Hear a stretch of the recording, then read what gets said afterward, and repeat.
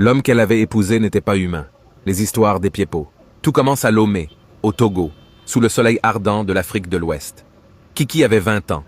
C'était une fleur en pleine éclosion, une jeune fille simple, belle, mais dont le cœur débordait de rêves trop grands pour la modeste maison familiale.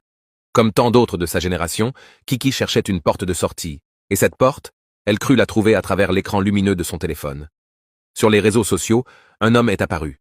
Il disait s'appeler son futur, prétendait avoir 30 ans et vivre une vie dorée en Espagne. Au début, ce n'était qu'un jeu innocent. Des messages échangés tard dans la nuit, des appels vidéo où les pixels dessinaient les contours d'un amour naissant.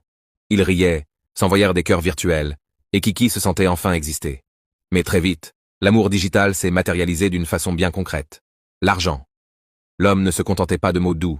Il envoyait des sommes qui donnaient le vertige, des montants que le père de Kiki n'avait jamais vus de sa vie. Dans la maison familiale, la pauvreté reculait à mesure que les transferts arrivaient.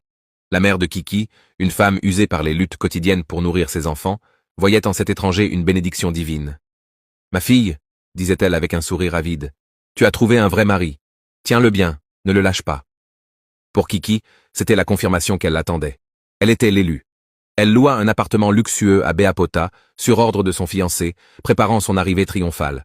Elle ne savait pas encore qu'elle construisait le décor de sa propre tragédie. Le jour tant attendu arriva enfin. Kiki s'était préparée comme une reine prête à recevoir sa couronne.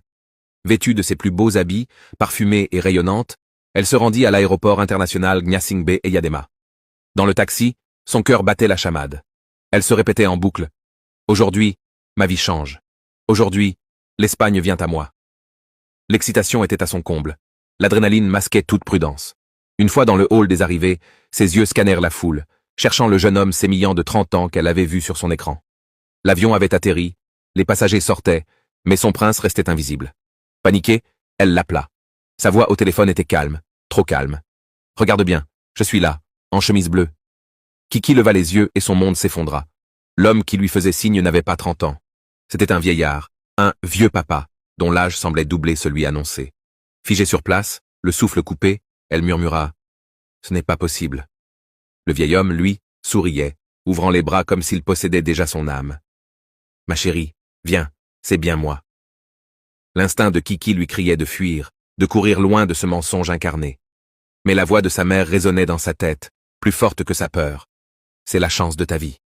Accroche-toi. » Rentrée chez elle, en larmes et honteuse, elle confia son désarroi à sa mère.